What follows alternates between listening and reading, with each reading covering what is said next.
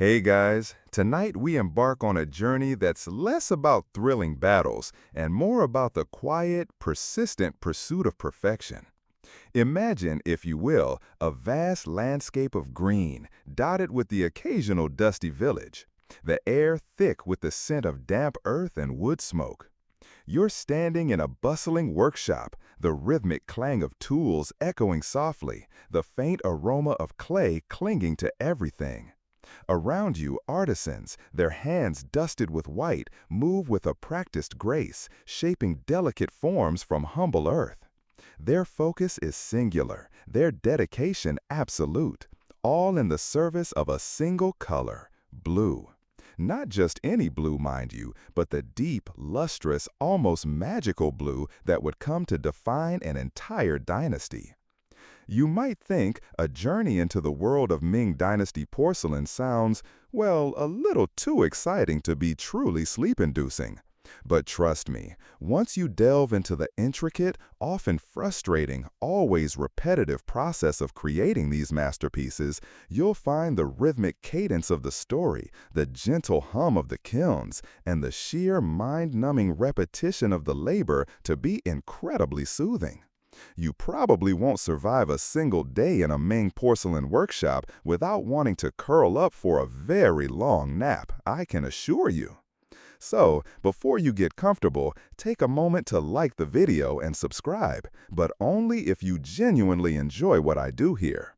It helps the channel and it keeps these sleepy stories coming your way. And if you're feeling up to it, let me know where you're listening from in the comments below and what time it is for you. Now, dim the lights, maybe turn on a fan for that soft background hum, and let's ease into tonight's journey together. We're going to travel back to the heart of the Ming Dynasty, specifically to a place called Jingdezhen, a name that probably doesn't ring a bell for most folks, but it was, without exaggeration, the porcelain capital of the world. Imagine a city where almost everyone, from the smallest child to the oldest elder, had some connection to the creation of ceramics. It was a place where the very ground beneath your feet felt like it hummed with the silent energy of countless kilns, where the air was always faintly sweet with the smell of clay and ash. Your quest tonight, should you choose to accept it, and you have by simply listening, is to understand the painstaking, often maddening, pursuit of the perfect blue. We're talking about the iconic blue and white porcelain that became synonymous with Chinese artistry and global trade. This wasn't just a simple paint job, oh no. This was an alchemical dance between earth, fire, and a very special, very rare mineral. You might think, blue? What's so hard about blue? And you'd be right to ask, because on the surface it seems straightforward. But beneath that flawless glaze lay centuries of trial and error, trade secrets, and an unwavering dedication that could only be described as a gentle obsession. Think of it this way. You want a cup of tea, simple, right? But imagine if the very cup itself had to be sourced from a specific distant mountain, then refined through a dozen laborious steps, fired in an unpredictable inferno, and finally painted with a color that could change its hue based on the smallest atmospheric shift. That's the world of Ming porcelain. The perfect blue wasn't just a color. It was a testament to imperial power, a symbol of meticulous craftsmanship, and, frankly, a whole lot of very boring, very precise work. One mainstream historical fact to lay the groundwork for our sleepy journey: Ming Dynasty porcelain, particularly the blue and white ware, reached its zenith during the Yongle, Xuande, and Changhe reigns. These emperors were absolute connoisseurs, pushing the boundaries of what was possible with clay and pigment, demanding increasingly refined pieces for their palaces and for diplomatic gifts. Their patronage fueled the industry, transforming Jingdezhen into an economic powerhouse. Now, for a quirky tidbit. To ensure the imperial kilns had a steady supply of high-quality clay, the Ming government actually established a special office in Jingdezhen. This office wasn't just about managing the clay, it was also tasked with preventing the smuggling of the prized kaolin clay, which was essential for creating the fine white body of the porcelain. Imagine customs officials checking for hidden lumps of clay in your packets. It sounds almost comical, but the economic importance of this material was no laughing matter. It was as valuable in its own way as the spices traveling the Silk Road. And here's an open scholarly debate to ponder as you drift. Now, let's talk about the secret sauce, the magical ingredient that transformed plain white porcelain into those iconic blue and white masterpieces, cobalt. Imagine a world where the most precious color pigment didn't come from some delicate flower or a brightly colored stone, but from a dull, unassuming metallic ore. That's cobalt. It's not exactly sparkling, shimmering, or even particularly attractive in its raw form. Yet, when subjected to the incredible heat of a kiln, this humble mineral undergoes a spectacular transformation, revealing its true, vibrant blue potential. For the early Ming potters, the source of this precious blue was, for a long time, shrouded in mystery and logistics.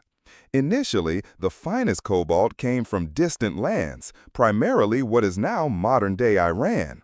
This material was known as Mohammedan blue or Hui Hui Qing in Chinese, a name that hints at its exotic foreign origin. Picture yourself as a Ming potter, desperately needing this pigment. You're not just popping down to the local art supply store. Oh no. This cobalt had to travel thousands of miles across vast deserts and treacherous mountain passes, often on the backs of camels, enduring harsh weather and the ever-present threat of bandits. It was truly a global commodity, traded alongside silks, spices, and other luxuries along the legendary Silk Road. The sheer effort involved in acquiring it speaks volumes about its value and the lengths to which the main court would go for that perfect blue. This foreign cobalt was prized for its purity and its ability to produce a brilliant, deep sapphire blue under high temperatures without bleeding or fading. It was the gold standard, the pigment every potter dreamed of using. However, relying solely on imported materials meant vulnerability. Trade routes could be disrupted, political tensions could halt supplies, and prices could skyrocket. This led to a continuous search for domestic sources of cobalt within China itself. And here's a quirky tidbit about this vital ingredient. Early Chinese cobalt ores, when they were discovered and used, often contained higher levels of manganese. Now, manganese, when fired, tends to give off a grayish or duller blue hue. So, while domestic cobalt provided a more reliable supply, it didn't quite achieve the same vividness and intensity as the imported Mohammedan blue. This is why, if you look closely at some Ming porcelain, you can sometimes discern subtle differences in the shade of blue, a silent testament to whether the potters were using precious imported ore or relying on their local, slightly less vibrant manganese-rich supplies. It was a constant balancing act between availability and aesthetic perfection. Imagine wanting a perfect azure for your masterpiece, but all you have is a slightly muddy cerulean. The frustration must have been palpable. The preparation of this cobalt was itself an incredibly tedious process. The raw ore wasn't simply ground up and painted on. It had to be carefully selected, then crushed into a fine powder, often by hand in large stone mortars. Then it would undergo a series of washing and purification steps to remove impurities that could lead to unwanted colors or speckling during firing. You're talking about days, perhaps weeks of back-breaking repetitive labor, all just to get the pigment ready for the artist's brush. You might think, why not just buy it pre-processed? But in the Ming Dynasty, pre-processed was usually just someone else's hand-crushing operation, probably next door. Once purified, the cobalt pigment was mixed with water and a binder, usually gum arabic, to create a stable paint that could be applied with a brush. The consistency was critical. Too thick and it would clump, too thin and the color would be weak. It was a delicate dance, requiring a keen eye and years of experience. The painters had to be incredibly skilled, not just in their artistry, but also in their understanding of how the pigment would behave under fire, knowing that the color they saw on the unfired clay was not the color that would emerge from the inferno. It was a leap of faith with every brushstroke. One mainstream historical fact about cobalt's role, the distinctive blue and white style became so popular and iconic precisely because cobalt blue was one of the very few stable colors that could withstand the extremely high temperatures required to fire porcelain. Most other pigments would simply burn away or change color drastically, turning into something completely unrecognizable. This limited palette actually pushed the potters to become incredibly creative with their designs, relying on intricate patterns, subtle shading, and the interplay of negative space to create visual interest. It was a constraint that fostered immense artistic ingenuity. And here's an open scholarly debate that still tickles the fancy of historians. Once the cobalt pigment was painstakingly prepared, the next, truly monumental challenge was the kiln. Imagine, if you will, not a small personal pottery oven, but a colossal, fiery beast known as a dragon kiln. These weren't just structures, they were architectural marvels, often built into the side of a hill, stretching for dozens, sometimes even hundreds of feet. The largest ones could be over 60 meters long, winding their way up a gentle incline like a sleeping dragon, hence the evocative name. You stand at the lower, wider mouth of this dragon, where the main firing chamber or dragon's head roars with immense heat. Smoke, thick with the scent of pine and various woods, billows out, mingling with the crisp air. The heat radiating from the structure is palpable even from a distance. The design of these kilns was ingenious, leveraging the natural draft of the hill. As hot air rose, it pulled cooler air in from the front, creating a powerful natural convection system that helped to distribute heat remarkably efficiently along the entire length of the kiln. This allowed for different temperatures in various sections, crucial for firing a variety of wares, but especially for porcelain that demanded extremely high, consistent heat. The construction of these kilns was a feat of engineering in itself. They were typically made from fire-resistant bricks and clay, meticulously laid to ensure structural integrity and efficient heat retention. And they weren't just built once and forgotten. Maintaining a dragon kiln was an ongoing, demanding task. Cracks had to be repaired, flues cleared, and the very structure constantly monitored for integrity.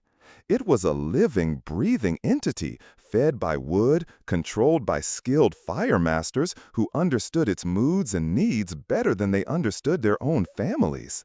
Now, for a quirky tidbit about these fiery giants, the placement of the pottery within the kiln was an art form in itself.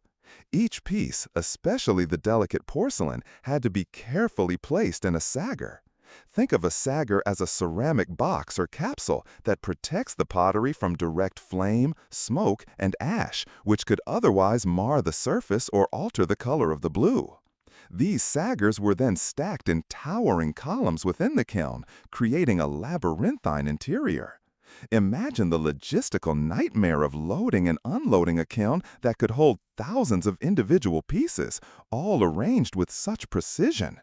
It was a testament to the organizational skills of the Ming potters that they could manage such an enormous fragile cargo, and woe betide the apprentice who stacked them unevenly. The fuel for these kilns was primarily wood, and an enormous amount of it. Jingdezhen, at the height of its production, consumed vast forests, transforming the surrounding landscape. Different types of wood, from pine to cedar, were used, each contributing slightly different burning characteristics and even subtle nuances to the atmosphere inside the kiln, which could, in turn, affect the final glaze.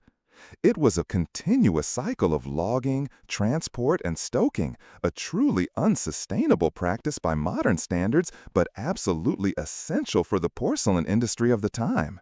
You wouldn't find a carbon-neutral kiln in the Ming Dynasty, that's for sure. One mainstream historical fact regarding kiln technology, the development of the dragon kiln, particularly its sophisticated temperature control and ability to reach and sustain extremely high temperatures around 1300 degrees Celsius or 2372 degrees Fahrenheit, was a critical innovation that allowed Chinese potters to produce true porcelain. Without this advanced kiln technology, the distinctive hardness, translucency, and resonant quality of porcelain simply wouldn't be possible. It's what differentiated it from mere pottery or stoneware. The firing process itself was a high-stakes, nerve-wracking affair. It wasn't a set-it-and-forget-it operation. Teams of workers, often operating in shifts, would continuously feed wood into the kiln's various fireboxes, carefully monitoring the temperature through small spy holes. They would judge the heat by the color of the glowing interior, a skill passed down through generations. The success or failure of an entire batch, sometimes thousands of pieces, hinged on their judgment and tireless effort. Imagine working all night, sweat dripping, eyes stinging from the smoke, knowing that one misstep could ruin months of labor. It's the kind of dedication that would make even the most dedicated modern-day barista look like a slacker. And here's an open scholarly debate that keeps the historical experts guessing. Historians still argue whether the primary factor in the consistent success of these massive kilns was the sheer size and ingenious design of the structure itself, or the unparalleled empirical knowledge and intuition of the fire masters who operated them. With the kilns roaring and the cobalt ready, our journey now takes us to the very foundation of porcelain, the clay.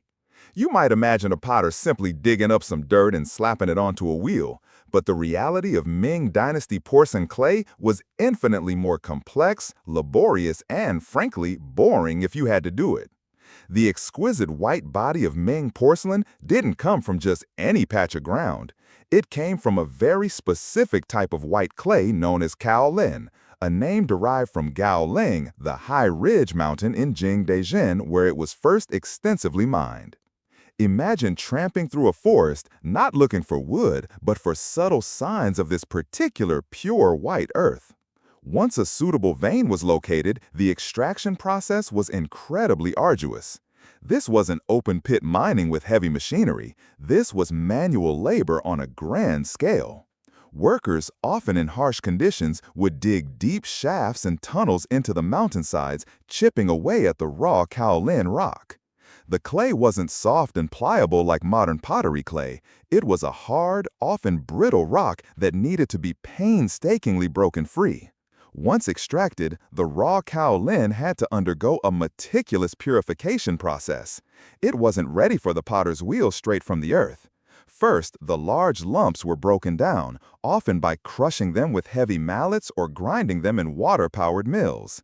Imagine the repetitive thud of those mallets, day in and day out, pulverizing rock into smaller and smaller pieces. It's the kind of sound that would lull you to sleep if you heard it for long enough, or drive you utterly mad if you were doing the pounding. Then came the washing, a critical step to remove impurities like iron, quartz, and other minerals that would mar the final product. The crushed kaolin was mixed with water in large settling tanks. The heavier impurities would sink to the bottom, while the finer, purer clay particles would remain suspended in the water. This milky suspension was then decanted into other tanks, a process repeated multiple times. It was a slow, patient, gravity-driven separation, ensuring that only the purest kaolin made it to the next stage. Think of it as a very, very slow-motion filter coffee, but for clay. After washing, the refined clay slurry was left to settle. Excess water was carefully drained off, and the remaining clay paste was then dried, often by spreading it out on large, flat surfaces in the sun or in special drying sheds. This drying process needed to be carefully controlled to prevent cracking. Once semi-dry, the clay would be cut into large bricks or blocks and left to age. And here's a quirky tidbit about this aging process. Just like a fine wine or cheese, porcelain clay was often allowed to age for months, sometimes even years before being used. This wasn't just about drying. It was believed that the clay actually improved in plasticity and workability over time, developing a more homogeneous structure. Some workshops even buried their clay underground for extended periods, believing the cool, stable environment further enhanced its qualities. Imagine burying your raw material and waiting years to use it. Talk about a long-term investment. The aged clay, though purer, still wasn't quite ready. Before throwing on the wheel, it needed a final preparation stage, wedging. This is essentially kneading the clay, much like kneading dough. It removes any remaining air bubbles which could cause the piece to explode in the kiln and further homogenizes the clay, ensuring an even consistency. This was physical work requiring strength and a keen sense of touch. You'd see rows of potters, their forearms rippling, methodically wedging lumps of clay, a silent ballet of muscle and earth. One mainstream historical fact to underscore the importance of this stage. The unique properties of kaolin, its whiteness, plasticity, and ability to withstand incredibly high temperatures without deforming, were absolutely fundamental to the development of true porcelain. Without access to and mastery over this specific type of clay, the distinct characteristics that define porcelain as we know it would simply not exist. It was the bedrock, literally, of the entire industry. And here's an open scholarly debate that still occupies the minds of historians. Historians still argue whether the refinement techniques for kaolin developed independently in China or if there was some degree of influence or shared knowledge from other ancient ceramic traditions. Was the Chinese mastery of kaolin a purely indigenous innovation, or did ideas about clay purification trickle in along ancient trade routes? It's a debate that highlights the interconnectedness of historical technologies even when they seem to emerge from isolated brilliance. With the clay expertly prepared and the cobalt purified, we arrive at perhaps the most visually captivating stage of porcelain creation, the painter's delicate hand. Imagine a vast hall, lit by natural light filtering through paper windows, where dozens, perhaps hundreds, of artisans sit hunched over their work. The air is quiet, punctuated only by the soft scrape of brushes and the occasional sigh of concentration. You observe a painter, perhaps a woman or a young man with steady hands, holding a fine brush made of rabbit hair, poised over a pristine, unfired porcelain piece. This isn't like painting on canvas. The surface of the unfired porcelain, known as biscuitware, is absorbent and delicate, almost like blotting paper. Once a brushstroke is laid down, it's permanent. There's no erasing or correcting. Every line, every dot, every intricate pattern must be precise on the first attempt. Think of it as painting on a very unforgiving sponge. The artists developed an astonishing level of control, capable of rendering incredibly detailed landscapes, mythical creatures, floral motifs, and narrative scenes with seemingly effortless grace. The pigment itself, that precious cobalt, appeared as a dull black or grayish color when applied to the unfired clay. This required immense foresight and experience from the painters. They weren't seeing the vibrant blue that would emerge from the kiln. They were working with a muted, ghostly precursor. It was a true testament to their skill and empirical knowledge that they could accurately envision the final hue. Imagine painting a masterpiece in grayscale, knowing it will magically transform into full color later, but you can't be absolutely sure which shade of blue it will be. It's enough to give a perfectionist nightmares. And here's a quirky tidbit about their precision. To achieve varying shades of blue, from deep indigo to pale sky blue, the painters didn't just dilute the pigment. They often relied on the thickness of the application, or wash, as well as multiple layers. A single thick stroke of cobalt would produce a darker blue, while a thin, watery wash would result in a lighter shade. This technique, called fenkai, or varied colors, allowed for incredible depth and dimension, despite using only one primary pigment.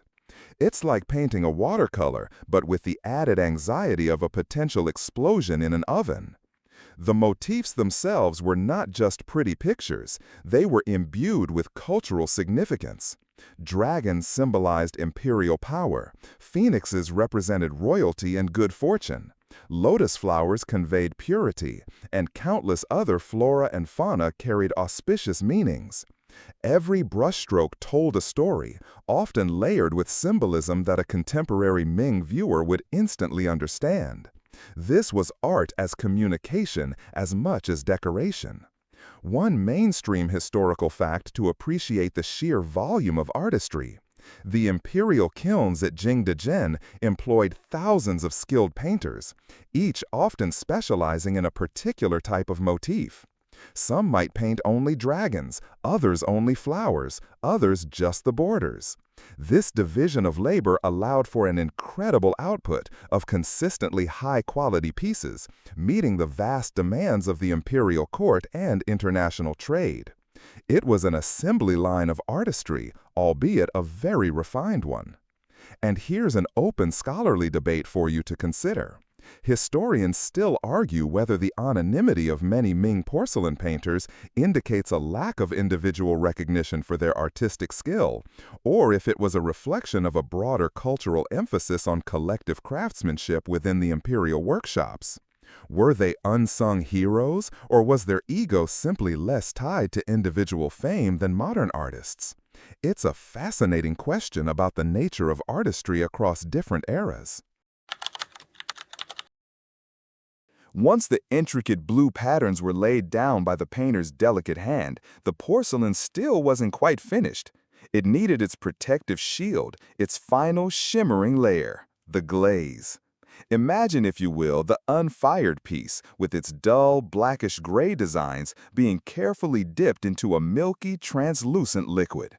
It's a moment of transformation, albeit a subtle one, as the porous biscuitware soaks up the glaze, leaving a thin, even coating. This glaze isn't paint. It's a carefully formulated glass-like mixture that, when fired at incredibly high temperatures, will melt and fuse with the clay body, creating that characteristic, smooth, glossy, and durable surface that porcelain is famous for. The composition of Ming glazes was a closely guarded secret, passed down through generations of potters. Primarily, it was a feldspathic glaze, meaning it was made from finely ground minerals like feldspar, quartz, and various types of clay, often mixed with wood ash. The ash, particularly from pine wood, was a crucial ingredient, acting as a flux that helped the other minerals melt at lower temperatures and form a clear, stable glass. The quality and type of ash could subtly influence the final clarity and sheen of the glaze, adding another layer of complexity to the already intricate process. Think of it as a culinary secret, where the exact blend of spices makes all the difference, except here the spices are rocks and wood ash. The application of the glaze was almost as delicate as the painting itself. While larger pieces might be dipped, smaller or more intricate items could be carefully sprayed or brushed. The key was to ensure an absolutely even coating. Any drips, runs, or thin spots would become glaring imperfections after firing, ruining the piece. The potters had an astonishing eye for detail, able to detect minute inconsistencies that would be invisible to the untrained eye. You can almost feel the tension in the air as each piece is carefully handled, knowing that one wrong move could undo hours or even days of previous work. And here's a quirky tidbit about their glazing technique. Sometimes, particularly on larger or more complex forms, the glaze would be applied in multiple layers or by combining dipping with brushing. For example, a large vase might be dipped part way, then rotated, and then the remaining sections carefully brushed to ensure complete coverage. This required incredible coordination and skill, ensuring no overlaps that would create uneven thickness, or worse, areas where the glaze was too thin and wouldn't properly fuse, leaving a dull, unglazed patch. It's like frosting a wedding cake, but with fatal consequences if you mess up. One mainstream historical fact regarding the glaze's importance, the development of high-fired translucent glazes was a parallel technological advancement to the mastery of kaolin clay and high-temperature kilns. These glazes not only provided a beautiful protective surface, but also enhanced the translucency of the porcelain body, giving it that characteristic luminous quality. Without a proper glaze, porcelain would simply be a hard, unglazed ceramic, lacking its signature elegance and durability. The chemical reactions that occurred within the kiln, between the clay body, the cobalt pigment, and the glaze, were incredibly complex and not fully understood by the Ming potters, though they mastered them empirically. The glaze, melting into a viscous liquid, would effectively seal the cobalt decoration beneath it, preserving the color and giving it depth and brilliance. It's a delicate dance of chemistry and heat, where every ingredient plays a crucial role. And here's an open scholarly debate that continues to intrigue researchers. Historians still argue whether the precise composition of the best Ming glazes was intentionally varied to achieve subtle differences in translucency and sheen, or if these variations were largely a result of the inherent variability in raw materials and firing conditions. Was every subtle difference a deliberate artistic choice, or simply the unpredictable magic of the kiln network? It makes you wonder how much was planned brilliance and how much was happy accident. Now we arrive at the most dramatic, yet often unseen, chapter in our porcelain story, the firing. Imagine the dragon kiln, now fully loaded with thousands of glazed, unfired pieces stacked in their protective saggers. The massive maw of the kiln is sealed, leaving only small spy holes and openings for stoking the fires. A silence descends, heavy with anticipation, broken only by the crackle and roar of the flames as the fire masters begin their meticulous, days-long vigil. This wasn't a quick bake. Firing a large porcelain kiln could take anywhere from 24 hours to several days, depending on the size of the kiln, the type of ware, and the desired outcome. The process was painstakingly slow, with the temperature gradually increasing over many hours. This gentle ascent was crucial to prevent thermal shock, which could cause the clay to crack or shatter. You might find yourself drifting off just imagining the sheer patience required. It's the kind of drawn-out suspense that would put even the most dramatic reality TV show to shame. Only here, the stakes were priceless porcelain, not bragging rights. The temperature inside the kiln needed to reach an astonishingly high level, around 1,300 degrees Celsius or approximately 2,372 degrees Fahrenheit for true porcelain. At these temperatures, the kaolin clay vitrifies, meaning it transforms into a dense glass-like material, giving porcelain its characteristic hardness and translucency. Simultaneously, the glaze melts into a molten glass, flowing smoothly over the surface and fusing with the clay body, while the cobalt pigment undergoes its magical transformation from dull gray to brilliant blue. And here's a quirky tidbit about the firing process. The fire masters, those seasoned veterans of the kiln, often didn't rely on thermometers, which weren't widely available or precise enough for their needs anyway.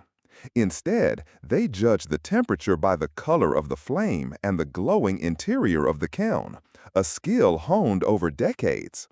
They might also insert small, specially prepared clay cones, called pyrometric cones, into the kiln, which were formulated to bend at specific temperatures, providing a visual cue for how hot the kiln was. Imagine being able to tell the exact temperature of an inferno just by looking at it, a true superpower of the past. The atmosphere within the kiln was also critically important. For blue and white porcelain, a reducing atmosphere was preferred, meaning there was limited oxygen inside the kiln. This slight oxygen deprivation encouraged the cobalt oxide to develop its purest, most vibrant blue. If there was too much oxygen, the blue could turn greenish or dull. Maintaining this delicate balance required constant attention, adjusting airflow and fuel input based on subtle visual cues. It was an empirical science, learned through endless cycles of trial and error. One mainstream historical fact to highlight the stakes: the firing process was the make or break stage. Even with all the meticulous preparation, the skill of the painters, and the quality of the materials, a single misstep during firing could ruin an entire kiln load. A slight temperature fluctuation, an uneven distribution of heat, or an imbalance in the kiln atmosphere could result in warped pieces, dull colors, or disastrous cracks. It was a high-risk, high-reward endeavor, with immense financial and artistic implications riding on the success of each firing. Once the firing was complete, the kiln wasn't immediately opened. Instead, it was left to cool down very slowly, often for several days. This slow cooling was just as important as the slow heating, preventing thermal shock and ensuring the glaze set properly without crazing or cracking. You'd feel the anticipation build during this cooling period as the potters waited patiently for the big reveal. It's like waiting for Christmas morning, but with a lot more dust and fire. And here's an open scholarly debate that still sparks discussion among experts. Historians still argue whether the remarkable consistency of the best imperial Ming porcelain was primarily due to standardized firing schedules rigidly enforced by the court, or if it was more a testament to the intuitive, adaptive skills of individual master firemen who could read the kiln and adjust conditions on the fly. Was it strict adherence to a formula or dynamic on-the-spot genius? It's a reminder that even the most rigorous processes often rely on human touch. After the fiery ordeal of the kiln and the agonizingly slow cool-down came the moment of truth, opening the dragon's maw and revealing the results. Imagine the anticipation as the seals are broken and the first wafts of cool, still warm air escape, carrying the faint scent of baked earth and triumphant artistry. You peer into the cavernous interior, dimly lit at first, then gradually revealing stacks of saggers. This is where months of effort, countless hours of meticulous work culminate in either breathtaking success or heartbreaking disappointment.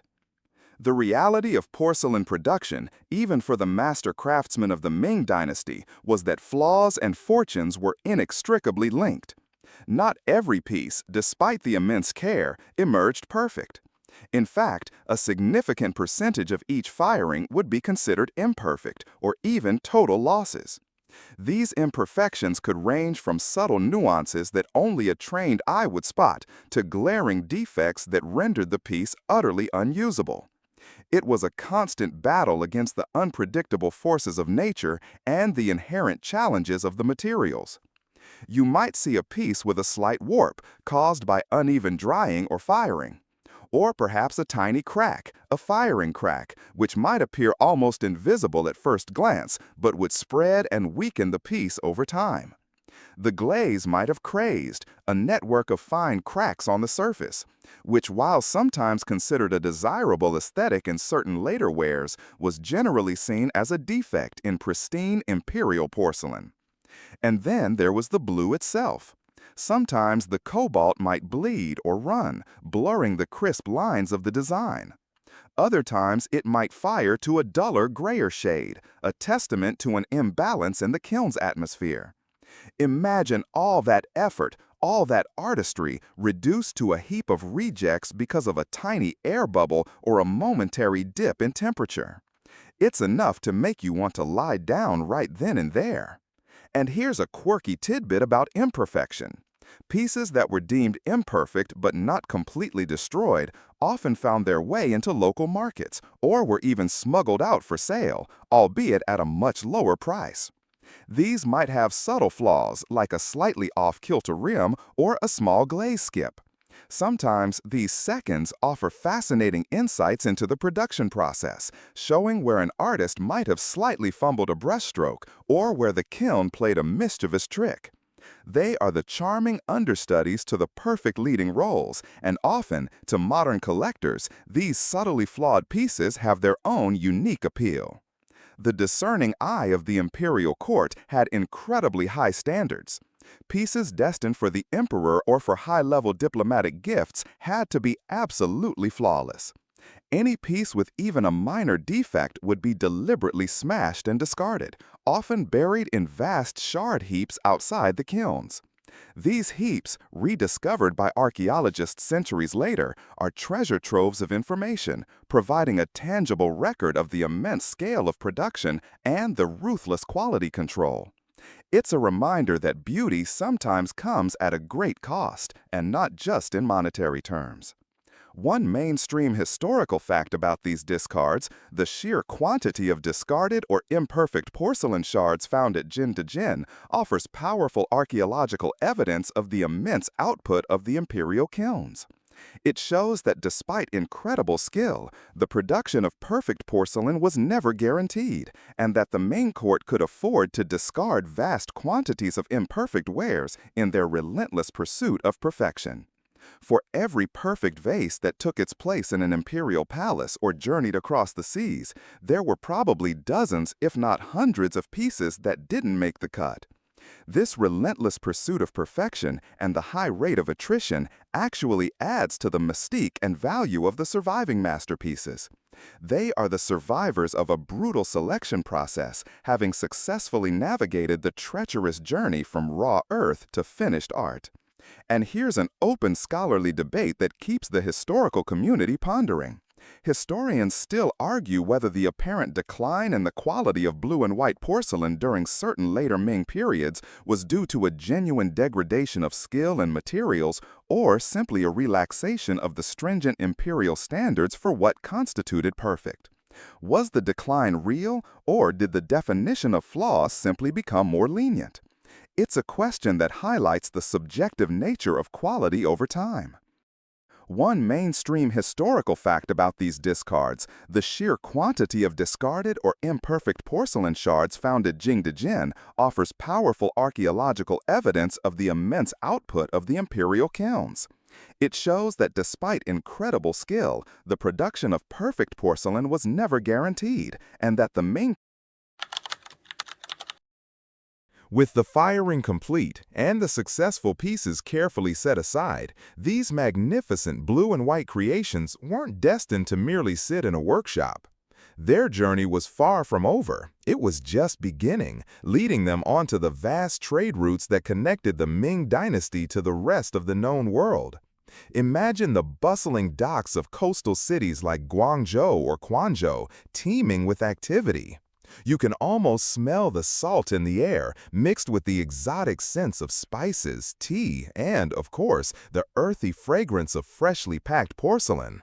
The most famous of these routes was, of course, the Maritime Silk Road, often overshadowing its overland counterpart when it came to heavy, fragile goods like ceramics. Massive treasure ships and smaller, nimble merchant vessels laden with precious cargo would set sail from Chinese ports, navigating treacherous waters, braving storms, and avoiding pirates.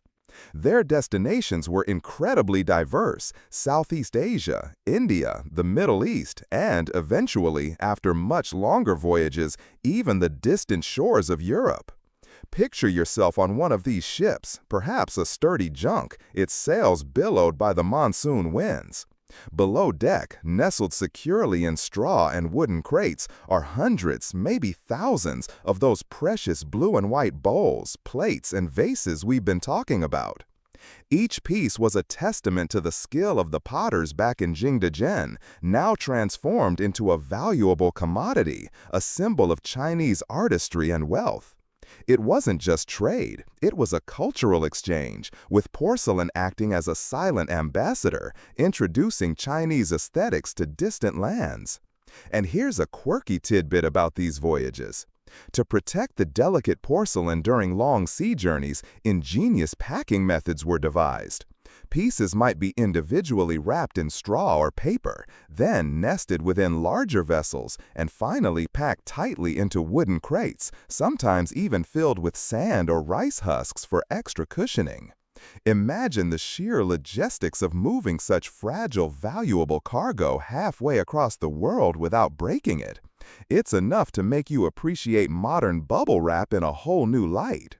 The demand for Ming porcelain was insatiable. In Islamic lands, particularly the Middle East, blue and white ware was highly prized. It influenced local ceramic traditions, inspiring potters to create their own versions, often adorned with Arabic calligraphy or distinctly Islamic motifs. The Sultanate of Oman, for example, has countless Ming shards found along its coast, evidence of vigorous trade. This wasn't just a one-way street. The demand from these regions for specific shapes or decorative styles also influenced Chinese production, showing a dynamic interplay between producer and consumer. One mainstream historical fact regarding these trade networks: Ming blue and white porcelain became a global commodity, driving extensive maritime trade networks across the Indian Ocean and beyond. Its widespread distribution, from Southeast Asia to the Swahili coast of Africa and the wealthy courts of the Middle East, underscores its immense economic and cultural significance, making it arguably the first truly global luxury good. The overland routes, though less dominant for heavy ceramics, still played a role, especially for connecting Jingdezhen to domestic markets and to regions closer to China's western borders. Caravans of camels and horses traversing the legendary Silk Road carried goods, including some porcelain, further into Central Asia and eventually to the edges of Europe. These were arduous journeys, fraught with peril, but the allure of profit and the beauty of the goods pushed merchants onward. And here's an open scholarly debate that continues to puzzle historians. Historians still argue whether the primary motivation for the Ming court's massive porcelain production was purely economic, driven by trade revenue, or if it was predominantly a form of soft power diplomacy, where gifting exquisite porcelain cemented alliances and projected imperial prestige. Was it profit or propaganda that fueled the production of these beautiful blue creations? It's a question that reminds us that even art can serve multiple masters. As Ming porcelain traveled the globe, it didn't just fill treasuries, it sparked an European obsession. Imagine a wealthy European merchant, perhaps in Lisbon or Amsterdam, seeing one of these blue and white wonders for the first time. It's unlike anything they've ever encountered, dazzlingly white, impossibly thin, and adorned with intricate designs in a vibrant blue that seems to glow. This wasn't the rustic earthenware or humble tin-glazed pottery they were used to. This was sophisticated, elegant, and utterly exotic. You can almost feel the collective gasp of wonder, followed by an immediate, insatiable desire to own such treasures. The first pieces of Ming porcelain to reach Europe arrived via Portuguese and later Dutch trading ships. These were often brought back as curiosities, gifts, or speculative ventures. But as more arrived, particularly during the 17th century, a phenomenon known as Chinoiserie took hold. This was a widespread fascination with all things Chinese, and porcelain, especially blue and white, was at its very heart. Wealthy aristocrats and burgeoning merchants vied for the latest shipments, displaying their prized pieces in newly built porcelain rooms, often alongside other Asian luxuries like silk and lacquerware. It was the ultimate status symbol, a clear declaration of wealth and worldly taste. You might think your smart TV is fancy, but imagine a whole room dedicated to showing off your porcelain collection. That's serious dedication. And here's a quirky tidbit about this obsession. To cater to European tastes, some Ming potters actually began producing porcelain with distinctly European forms or motifs. You might find a traditional Chinese vase adorned with a European coat of arms, or a plate shaped like a European charger instead of a traditional Chinese dish. This adaptation highlights the responsiveness of the Ming workshops to market demands, even across vast cultural divides. It's like a band playing their greatest hits, but then throwing in a surprising cover song just for a new audience. The influence of Ming blue and white was profound. It inspired countless European potters to try and replicate its beauty. From Delft ware in the Netherlands to various tin-glazed earthenware traditions across Italy, France, and England, the distinctive blue and white aesthetic was mimicked, often with charmingly naive results. These early European attempts, while beautiful in their own right, never quite matched the technical sophistication or the luminescent quality of true Chinese porcelain, a testament to the centuries of expertise we've been discussing. One mainstream historical fact regarding this craze, the arrival of large quantities of Ming blue and white porcelain in Europe fundamentally altered European ceramic production and taste, triggering what became known as the porcelain fever. It directly spurred a frantic, decades-long quest among European alchemists and potters to discover the secret of making true hard-paste porcelain, a quest that would ultimately lead to the establishment of European porcelain manufacturers like Meissen. The high demand for porcelain also had a significant economic impact on global trade. European trading companies like the Dutch East India Company established vast networks to procure these wares, often bartering silver from the Americas for Chinese porcelain, silk, and lacquerware. This complex global exchange linked continents and economies, with Chinese porcelain at its very center. It was a trade that literally moved mountains of silver. And here's an open scholarly debate that continues to intrigue researchers. Historians still argue whether the European obsession with Chinese porcelain was primarily driven by its aesthetic beauty and technical superiority, or if its allure was largely tied to its exoticism and the high social status it conferred upon its owners. Was it genuinely admired for its artistry, or was it simply a fashionable foreign novelty? It's a question that reminds us that even beauty can be influenced by perception and power. The European obsession with Ming blue and white porcelain naturally led to a frantic desire to unlock its secrets and produce it domestically. This spurred widespread imitations and attempts to replicate the coveted blue and white style. Imagine European alchemists and ambitious potters, often working in secret, poring over fragmented Chinese porcelain, trying to discern its composition. They'd grind down shards, mix different local clays, experiment with various minerals for glazes and pigments, all in a desperate bid to crack the code of true porcelain. It was a centuries-long scientific race, fraught with failure and occasional fleeting successes.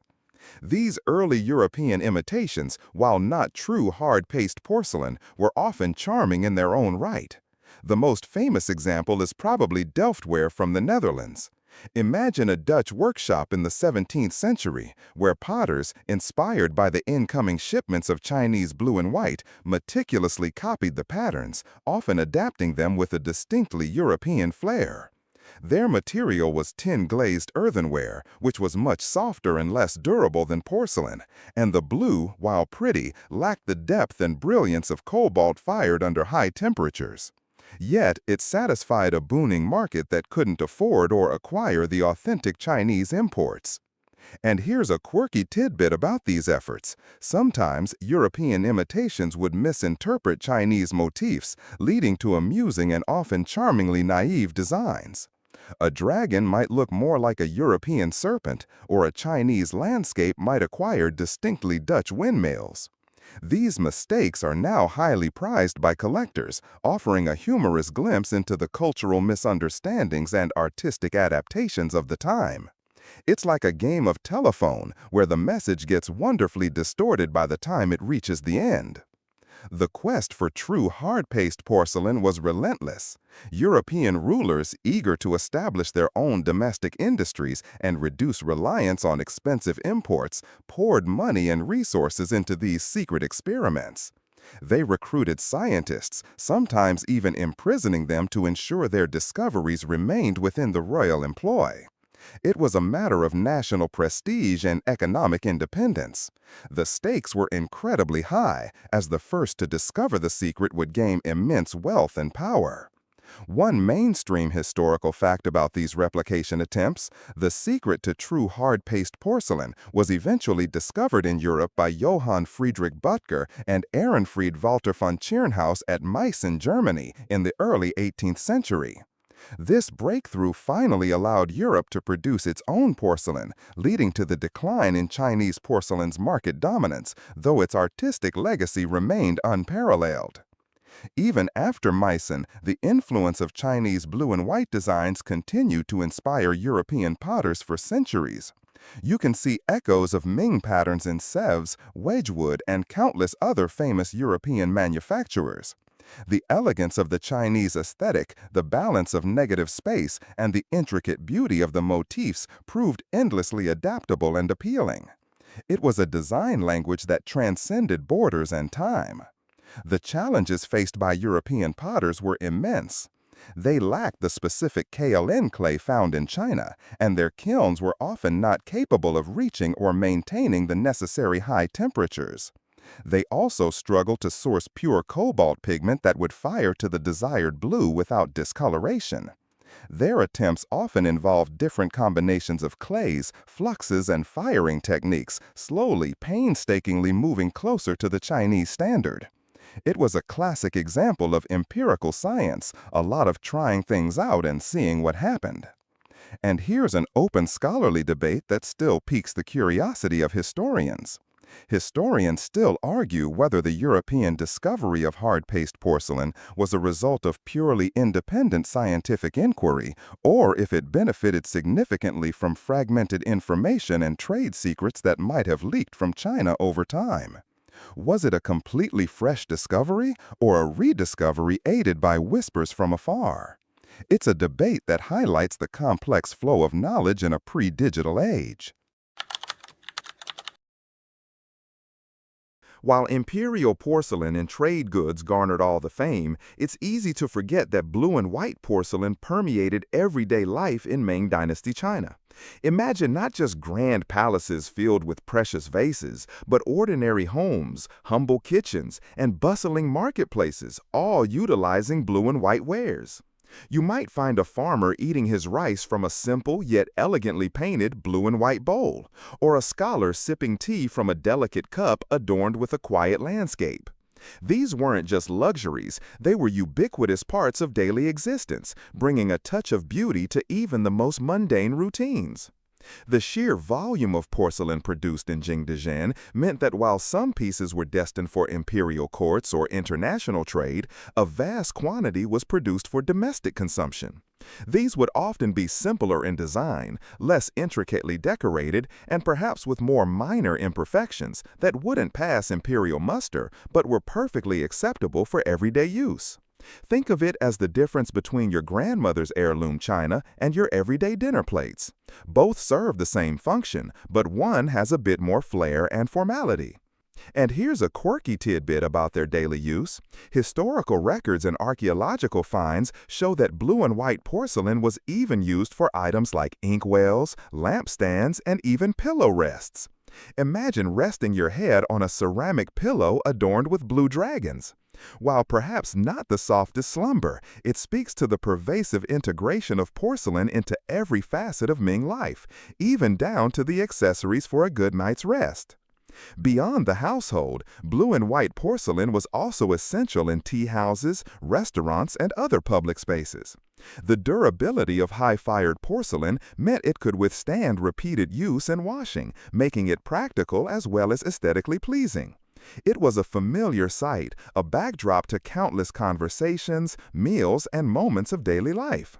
The commonality of these pieces meant that the artistry, which might seem extraordinary to us today, was simply a part of the fabric of their visual world. One mainstream historical fact demonstrating its daily presence: vast quantities of utilitarian blue and white porcelain, such as bowls, dishes, and jars, have been recovered from Ming Dynasty domestic sites, shipwrecks, and refuse pits across China and Southeast Asia, testifying to its widespread use not only as a luxury item, but as an everyday necessity. This abundance indicates a thriving domestic market alongside the imperial and export demands. The designs on these everyday pieces often reflected scenes from nature, poetry, or simple geometric patterns, providing a calming visual aesthetic. A lone bird on a branch, a simple cluster of flowers, or stylized clouds. These were familiar motifs that offered quiet beauty without demanding excessive attention. They served as a gentle reminder of the natural world, even within the confines of a busy home. It was the kind of visual comfort food that helps you unwind after a long day. Even religious practices incorporated blue and white porcelain. You might find porcelain incense burners or offering dishes in temples, imbued with a sacred significance through their material and artistry. The very act of creating these pieces, from digging the earth to coaxing them from the kiln, often carried spiritual undertones, connecting human endeavor to the fundamental elements of nature. And here's an open scholarly debate that still engages historians. Historians still argue whether the widespread availability of blue and white porcelain among common people in the Ming Dynasty primarily reflected a genuinely high standard of living, or if it was more a consequence of mass production leading to lower prices for non-imperial quality wares. Was it affluence or efficiency that put blue and white on so many tables? It's a debate that touches upon the economic realities and social structures of the period. As we journey through the history of Ming porcelain, it becomes clear that while much was mastered, some knowledge, like wisps of smoke from an ancient kiln, simply vanished. We now arrive at the fascinating, often frustrating realm of lost techniques.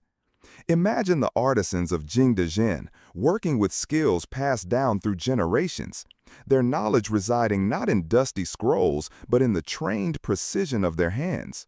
When dynasties shifted, when political upheaval struck, or when master potters passed without apprentices to fully absorb their wisdom, specific methods and closely guarded trade secrets could simply disappear.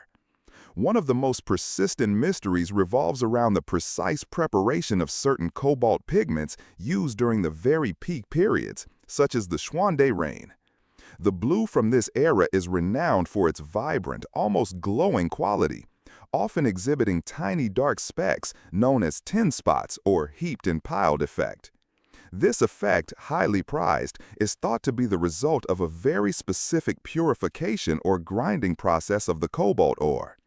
While modern chemists can analyze the composition, replicating the exact visual effect with its subtle variations and depth has proven incredibly difficult. You might try to recreate your grandmother's famous cookie recipe, only to find that some essential unspoken step, like a pinch of love or don't look at it funny, was lost. And here's a quirky tidbit about these vanishing acts. Some theories suggest that certain specialized tools or very specific localized raw materials might have become inaccessible or simply exhausted over time. For example, a particular vein of clay with unique properties might have run dry, or a special type of brush hair from a now extinct or relocated animal might no longer have been available. It's a reminder that even industrial processes are deeply tied to their ecological and geographical contexts. It's like discovering your favorite coffee bean plantation has closed down. The perfect cup might never be brewed again. Another area of historical debate concerns the exact firing schedules and atmospheric controls for certain glazes. While we understand the general principles of dragon kilns, the nuanced adjustments made by individual fire masters based on years of empirical observation were often intuitive. These subtle tweaks to airflow, fuel type, and duration at specific temperatures could produce unique glaze effects that are difficult to reproduce without that direct hands-on knowledge. When those masters died, their subtle genius often died with them. One mainstream historical fact illustrating this loss, the specific vibrant sapphire blue cobalt used during the early Ming Dynasty, believed to be primarily imported from Persia, was later supplemented or even replaced by domestic Chinese cobalt sources. The slight variations in the blue found in later Ming wares are thought to be partly due to changes in pigment source and refinement techniques, indicating that the knowledge of how to best process and utilize the original imported cobalt might have become less prominent or completely lost over time. Think of it like a culinary secret, where the exact timing of stirring, the precise feel of the dough, or the specific way the oven door is opened are all critical to the final dish. You can write down the ingredients, but without the intuitive touch of the master chef, the result just isn't the same. This tacit knowledge, embedded in the bodies and routines of the artisans, was incredibly fragile. And here's an open scholarly debate that keeps the historians and ceramicists scratching their heads. Historians still argue whether the perceived decline in the quality of some later Ming porcelain was a true degradation of lost techniques or simply a shift in aesthetic preferences and economic pressures that led to different production priorities. Was it genuine forgetting or just changing fashion and market demands that made older methods less relevant? It's a debate that reminds us that progress isn't always linear, and sometimes older ways are simply forgotten for practical rather than skill-based reasons. And here's a quirky tidbit about these vanishing acts. Some theories suggest that certain specialized tools or very specific localized raw materials might have become inaccessible or simply exhausted over time. For example, a particular vein of clay with unique properties might have run dry, or a special type of brush hair from a now extinct or relocated animal might no longer have been available. It's a reminder that even industrial processes are deeply tied to their ecological and geographical contexts. It's like discovering your favorite coffee bean plantation has closed down. The perfect cup might never be brewed again. Another area of historical debate concerns the exact firing schedules and atmospheric controls for certain glazes. While we understand the general principles of dragon kilns, the nuanced adjustments made by individual. Despite any lost techniques or shifting tastes, the modern echoes of Ming blue and white porcelain resonate profoundly in our world today. Imagine walking through a contemporary museum, perhaps in London, New York, or even here in Vietnam, and pausing before a Ming vase. The vibrant blue, the elegant forms, the intricate patterns, they still hold a captivating power, drawing the eye and quieting the mind. These aren't just historical artifacts, they are enduring testaments to human artistry and perseverance, influencing design, art, and even our collective sense of beauty across centuries. You see its influence everywhere, sometimes subtly, sometimes overtly. From modern ceramicists who draw inspiration from Ming forms and motifs to textile designers who incorporate blue and white patterns into fabrics, the aesthetic continues to be a timeless source of creativity. Think of the blue and white pottery you might find in a local artisan shop or the patterned plates in a high-end department store. Many owe a quiet debt to those ancient Chinese potters. It's a design language that transcends its origin, a quiet, persistent hum in the background of contemporary aesthetics. And here's a quirky tidbit about its modern appeal. Even fast fashion brands occasionally release collections inspired by blue and white porcelain, making its classic aesthetic accessible to a much wider audience. While these pieces might lack the historical depth or artisanal quality, they demonstrate the enduring universal appeal of the blue and white palette and its traditional motifs, proving that sometimes even a quick nod to ancient history can look surprisingly chic. Beyond artistic inspiration, Ming porcelain continues to be a highly sought-after commodity in the global art market. Record-breaking auction prices for rare Ming pieces regularly make headlines, transforming these ancient artifacts into symbols of immense wealth and prestige. This financial value further underscores their cultural significance, reminding us that the boring history of their creation led to objects of astonishing and enduring worth. The quiet dedication of those potters in Jingdezhen still resonates with a hefty price tag today. One mainstream historical fact about its contemporary influence: Ming blue and white porcelain remains one of the most iconic and recognizable ceramic traditions in the world, influencing countless subsequent artistic movements and ceramic productions globally, from European porcelain manufacturers to contemporary design. Its aesthetic legacy is truly global and continuous. Furthermore, the study of Ming porcelain continues to be a vibrant field of academic research. Archaeologists meticulously excavate kiln sites in Jingdezhen, unearthing new clues about production methods and daily life. Art historians analyze designs and forms, while material scientists use advanced techniques to understand the chemical composition of clays and glazes. It's a testament to the depth of this boring history that it continues to yield fresh insights and debates, keeping scholars happily occupied for decades. And here's an open scholarly debate that keeps researchers busy today. Historians still argue whether the widespread digital dissemination of images of Ming porcelain, often through social media and online auctions, has enhanced public appreciation and understanding of these pieces, or if it has inadvertently reduced them to mere commodities, detached from their original cultural and historical contexts. Has accessibility truly fostered appreciation, or just commodification?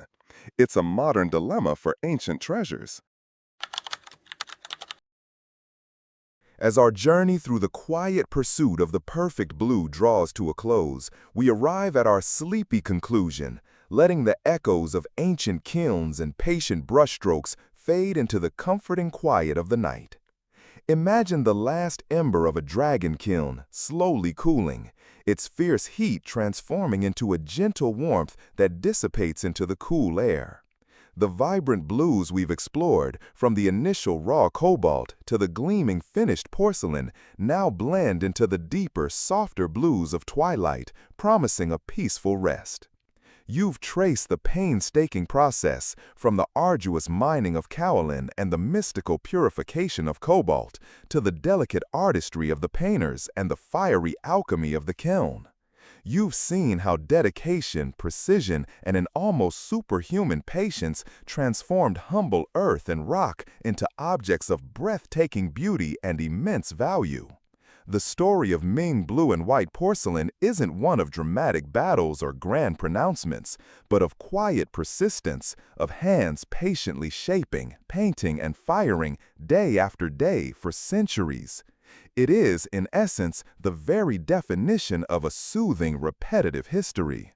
Think of the layers of glaze sealing the cobalt in its eternal brilliance, much like the layers of comforting blankets you might pull around yourself. Consider the slow, steady hum of the kiln, a rhythmic drone that, when contemplated from a safe distance, becomes a lullaby for restless minds. The subtle imperfections, the flaws that tell their own quiet stories, remind us that even in the pursuit of perfection, there is beauty in the unique, in the slightly askew, in the human touch that can never be entirely flawless. As the imagery of those distant workshops and bustling trade routes begin to soften at the edges, let your mind drift over the enduring legacy of that single captivating color. The blue that traveled the world, adorned palaces, and filled humble homes is now a color of calm and tranquility. It's the color of a peaceful sky, the deep hue of a calm ocean, and now, perhaps, the color of your dreams. Allow the gentle rhythm of this ancient craft to lull you further into slumber. The whispers of artisans, the soft scrape of brushes, the distant crackle of wood in a vast kiln, let these sounds become part of the quiet hum of your own resting space. The pursuit of the perfect blue required immense patience, and now that patience is yours to inherit as you settle in for a long, undisturbed night. There's nothing left to do, no more secrets to uncover, no more journeys to embark on. Just the quiet, persistent beauty of history, fading gently as you prepare for sweet dreams.